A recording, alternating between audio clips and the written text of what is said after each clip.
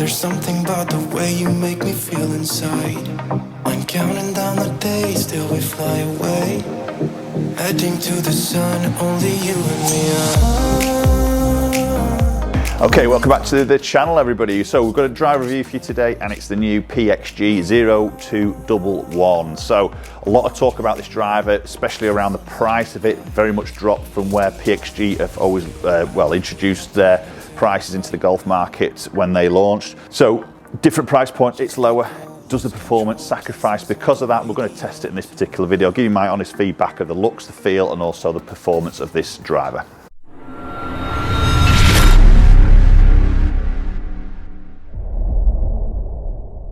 Okay, so PXG 0211 driver. So we'll talk about the price first of all. You know, obviously this is the big talking point about this. Coming in pounds at £299. So it's such a different price point from where they previously were when they first launched. You know, the drivers, I think when they first came out, were £700–800.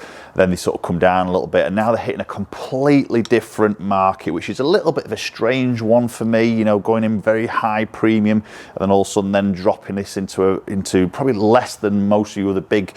Well, it's less than most of the other big brands out there. So it's going to really jumble up the offering really for 2021. I think now a driver that obviously is in range for a lot of golfers, where previously, you know, golfers possibly couldn't even stretch that far, you know, for one sort of golf club. So, you know, with a price drop there, is the performance going to suffer because of it? Be very interesting to sort of see. So first impressions there, when you pop it down, you know, it's a PXG driver. It looks like a PXG driver. I quite like it. It's that matte black face, very sort of stealth looking. We've got that sort of grey top with that little bit of carbon effect in that centre section.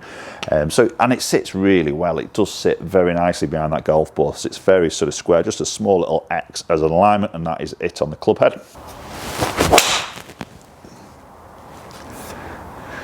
That's a nice opening shot, very neutral on that flight. That felt pretty solid. Good club head speed, 112, 162 ball. 286 in the kind, quite low spin fraction, that toe section there. So we're going to talk a little bit about the technology in obviously this drive. There's a little bit to sort of talk about there. So obviously first thing to really sort of talk about is the carbon head. So we can see that carbon section on the top of the crown that's quite visible. Very sort of subtle looking, but it is there. Obviously that's going to save weight, redistribute that weight in a different place of the golf club, as a lot of the brands sort of doing now with a carbon crown. We've got a rail system on the sole of the club, you'll see there, that goes sort of from the front to the back, but also from that heel to the toe section. So that's, again, is going to try and get that weight, or that CG placement, as low and as back as they possibly can, and also sort of left to right in terms of that heel to toe, to try and help on that, increasing that MOI and that stability, especially on those miss hits. And then inside the drive, we've got like a honeycomb insert base that sits in the bottom towards that back section there, and this has helped to sort of break up sound within the driver itself, so helping with that, getting that acoustics of the sound really you know, as good as what they feel they can get it. Also helps to get that sort of CG placement sort of, again, a little bit lower into that back section to create that MOI, and also that little bit of that higher launch and low spin characteristics. And I must admit, it does sit very nicely behind the golf ball. It's a very good looking driver. Just work that a little bit on that left hand side, but lovely flight on that. And I agree, the sound of that is really nice. It's a good solid crack, it's not tinny. I think it is a good sounding golf club. All right, yeah, just caught that one a little bit low in the club face there, just peeling a fraction up that right hand side. Okay, so yeah, not bad ball speed there, just short of 162. Launched at 11, you see that strike, just a touch low, and spin hasn't shot up massively there, which is interesting. 270 is quite acceptable, especially for that low in the face strike. Typically would see those jump into the sort of 3000s for me personally. So 279, pretty good from that type of strike. Now we've got some adjustability in the neck sleeve, as we've seen with previous PXG products and drivers. So we can move this loft up or down by up to 1.5 degrees. Obviously that will just have a little effect on face angle as well, so you can sort of just dial that in. So again, at £299, you've got some adjustability there, where some other brands at $299 are maybe just glued. There's no adjustability. It is what it is. So you have got some dialing in that you can potentially do with this. It's a good ball flight. That was a little bit in that heel side, but decent ball flight there. And again, it's quite low spin. So we've seen that strike, and we've probably seen that in a few of my videos. Typically my miss would be slightly low or slightly heel. When that happens, the spin can generally sort of climb up a little bit, and that's 2-3, still very low spin on that slight miss hit. The thing that's quite interesting with PXG is it's the standard plane length of the driver is coming in at 45 inches, so it's quite short. So maybe you're looking at my club head speed around that 111, 112 mark.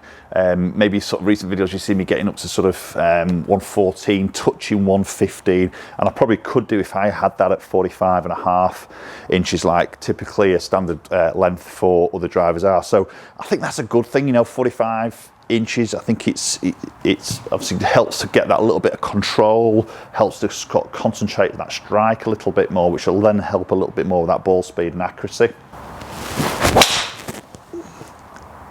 And again, that's a bit low in that club face. Flight's great, nothing wrong with that flight at all. 111 club head, 163 ball with that slightly low strike.